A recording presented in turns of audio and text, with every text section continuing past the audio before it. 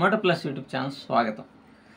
ఇప్పటివరకు మన channel subscribe చేసుకోకపోతే దయచేసి సబ్స్క్రైబ్ చేసుకోండి, ఛానల్ని ఆదరించండి. నా పేరు శ్రీనివాసరావు.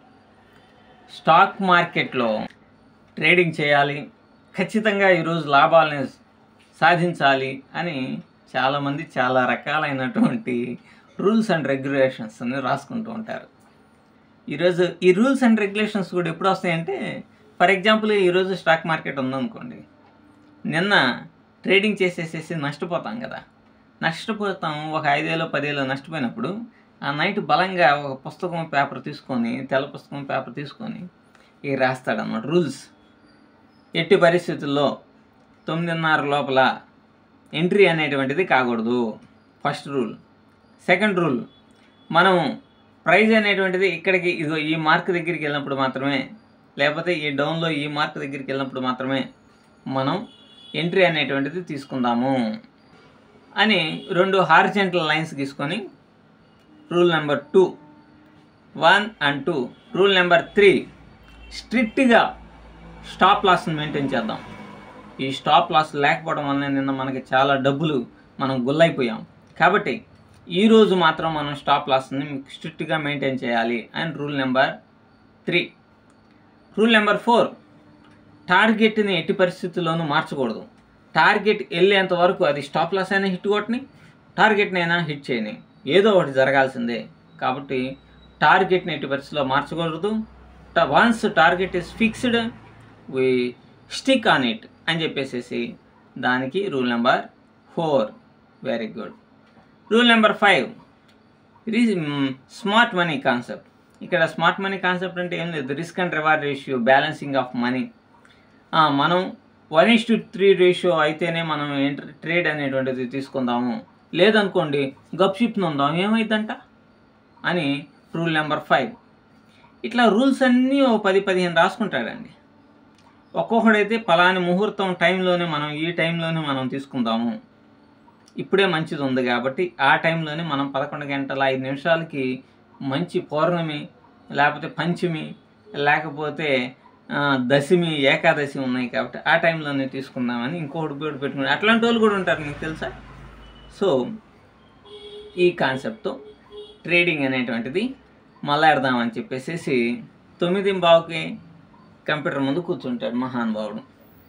కూర్చున్న తర్వాత జరిగేటువంటిది ఏంటంటే, వీడు అనుకున్న ప్లాన్స్ ఏది కూడా మైండ్లో గుర్తుండదు. గుర్తుపెట్టుకోండి, ఒక్కసారి candle, first candle 1 minute, 2 minutes, 3 minutesలో ఒక్క క్యాండిల్ ఫామ్ అవుతాం స్టార్ట్ అవ్వగానే ఇది మైండ్ సెట్ మొత్తం మారిపోయేసి ఒకవేళ ఆ రెసిస్టెన్స్ కింద కనుక క్యాండిల్ కనుక ఫామ్ అవుతుంటే వెంటనే పీఈ తీసుకుంటాడు. అదేమవుతుంది, ఇంకొక 5 నిమిషాలు అవ్వగానే ఆ రెసిస్టెన్స్ దాటి పైకి వెళ్ళిపోయింది, సిఈ అవుట్, సిఈకి వెళ్ళిపోతుంది. పీఈలో 100 పాయింట్లు, ఫస్ట్లో ఫ్లక్చుయేషన్ చాలా ఎక్కువ ఉంటుంది కదా, సో 100 పాయింట్లు లాసు. ఇక చూసుకోండి, 100 పాయింట్లు లాసు, 1500 లాస్ వచ్చినాయి. కాబట్టి ఈడు అనుకున్న రూల్స్ అక్కడ కూడా ఫాలో అయ్యాక ఒక గ్రీన్ క్యాండిల్ పడింది కాబట్టి మనం బై కనుక తీసుకోవాలి. స్ట్రాంగ్ గ్రీన్ క్యాండిల్ పడింది, మనకి పలానోడు చెప్పాడు కాబట్టి అతను చెప్పిన దాని ప్రకారం మనం కనుక గ్రీన్ క్యాండిల్ స్ట్రాంగ్ బులిష్ పడితే బై చేసి పారేసేయాల్సిందే అని చెప్పేసి బై చేస్తాడు. ఇక్కడ ఏది ఆలోచించడండి, వాడు ఏ అయితే రూల్స్ అండ్ రెగ్యులేషన్స్ పెట్టుకుంటాడో వాటిలో ఏది ఆలోచించడు. దాంతో ఇంకో 1500 బొక్క వస్తుంది. మొత్తం 3,000 రూపాయలు, 2 ట్రేడ్స్ తీసుకున్నాడు. ఈ 3,000 రూపాయలని ఎట్లాగైనా సరే కవర్ చేయాలని ఎక్కడో ఒక చోట ట్రేడ్ తీసుకుంటాడు, సక్సెస్ అవుతాడు. 1,000 రూపాయలు కవర్ అవుతుంది, 2,000 రూపాయలు. మనం 1,000 రూపాయలు కవర్ చేసాం కాబట్టి ఈ 2,000 కూడా ఈజీగా కవర్ చేయాలి అని చెప్పేసి మళ్ళీ ట్రేడింగ్ అనేటువంటిది మొదలు పెట్టగానే ఆడు మళ్ళా ఈసారి ఇందాక 1,000 రూపాయలు ఇచ్చినాగా ఇప్పుడు 3,000 పోతాయి. 3,000 + 2,000 5,000 రూపాయలు లాసు, డబ్బులు తరిగిపోతూ ఉంటాయి. ఈ యొక్క క్యాపిటల్ అనేటువంటిది తరుగుతూ ఉంటుంది. ఇక ఈ దెబ్బతోటి ఇంకొక 25,000 50,000 వేసేసి విచ్చలవిడిగా ఎట్లా పడితే అట్లా పొజిషన్స్ తీసుకొనేసి పూర్తి స్థాయిలో నష్టపోతాడు. ఎందుకంటే ఎప్పుడైతే ఫస్ట్ టైం మనం అనుకోని రీతిలో మనం ట్రేడ్ చేసాము, దాని ద్వారా మనకి నష్టం వచ్చింది, ఈ నష్టాన్ని పూడ్చుకోవడానికి మనం విపరీతంగా ఒక అన్కండిషనల్గా ట్రేడ్స్ అనేటువంటిది చేస్తున్నప్పుడు మన మైండ్ పరిపరి విధాలుగా నేల మీద కనుక పాదరసం కనుక పెడితే ఎలా చంచలంగా ప్రవర్తిస్తూ ఉంటుందో ఆ విధంగా మన మైండ్ కూడా ప్రవర్తించి ఎలా పడితే అలా ట్రేడ్స్ తీసుకుంటాం. అవి సాయంత్రానికి 20-30 ట్రేడ్స్ అవుతాయి.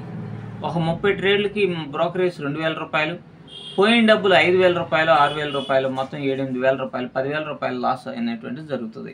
ఆ తర్వాత సాయంత్రానికి పరిశీలిస్తే ఇక్కడ రాసుకున్నటువంటి రూల్స్ అండ్ రెగ్యులేషన్స్ ఉన్నాయి కదా, మనం పలానా చోట ఎంటర్ కావాలి, పలానా టైంలోనే ఎంటర్ కావాలి, అన్నీ జీరో అయిపోతాయి. ఒక్కదాన్ని కూడా కరెక్ట్గా ఇంప్లిమెంటేషన్ అనేటువంటిది చేసేటువంటి సాహసం ఏ ఒక్కడు చేయడు. మీరే ఆలోచించుకోండి. సరే, రూల్స్ రాసుకున్నారు. రూల్స్ రాసుకోగానే ఇప్పుడు హారిజెంటల్ లైన్స్ ఇట్లా ఉన్నాయి అనుకోండి, మిడిల్లో స్టాక్ ఫామ్ అయింది. మనం చెప్పాను పైదాకా ఆగండి అయ్యా, లేకపోతే కింద దాకా వచ్చిన దాకా ఆగండి. ఏమైందంట? మార్కెట్ యాడికి పోదు కదా. సాయంత్రం 3:30 దాకా ఉంటుంది, రేపు ఉంటుంది, ఎల్లుండి ఉంటుంది, ఇంకొక 20 సంవత్సరాల తర్వాత దాకైనా ఉంటుంది. సో మార్కెట్ అనేటువంటిది ఎక్కడికి పోనప్పుడు నీకేంటి భయం? ఆ లెవెల్స్ వచ్చిన దాకా వెయిట్ చేయొచ్చు కదా. మరి నువ్వే లెవెల్స్ గీసుకొని నువ్వే ఒక కాన్సెప్ట్ అనుకున్నప్పుడు దానికోసం కూడా వెయిట్ చేయడు. అమ్మ ఇక్కడ గ్రీన్ క్యాండిల్ పడింది అంటే 100 రకాల స్ట్రాటజీస్ ఉంటాయి బ్రెయిన్లో. ఈ 100 రకాల స్ట్రాటజీస్ ఎప్పుడు బ్రెయిన్లో ఎట్లా తిరుగుతూ ఉంటాయి. తిరుగుతూ ఉన్నప్పుడు ఇప్పుడు కనుక భోజనం చేసేటప్పుడు ఇట్లా రౌండ్గా తిరిగేటువంటిది ఉంటుంది. అది యువతలు రాగానే వంకాయ కూర కాండగానే వంకాయ కూర తీసుకుందాం అనిపిస్తుంది.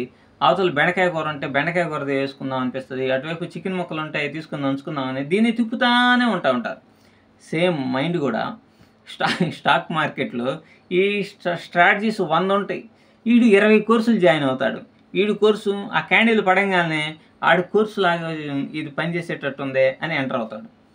లేదంటే ఈ బెండకాయ దొండకాయ కూరలాగా ఇప్పుడు ఈ స్ట్రాటజీ గ్రీన్ పడింది కాబట్టి మనం రెడ్ పడింది కాబట్టి మనం సెల్లింగ్ సైడ్ వెళ్దాం, పీఈ సైడ్ వెళ్దాం అన్నట్టు అనుకుంటుంటారు.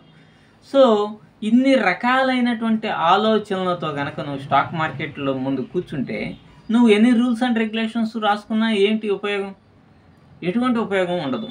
కాబట్టి అసలు ఫస్ట్ ఆఫ్ ఆల్ ఏంటంటే, నేను ఒకవేళ మీరు కనుక స్టాక్ మార్కెట్లో సక్సెస్ కావాలి అని కనుక మీరు కనుక అనుకుంటే ఒకటే మెథడ్ని ఫాలో అవ్వండి. మీరు 9:15 కల్లా లేకపోతే 9:30కి కూర్చోండి స్టాక్ మార్కెట్. 9:15 నుంచి 9:30 వరకు కూడా స్టాక్ మార్కెట్ని అసలు చూడొద్దు.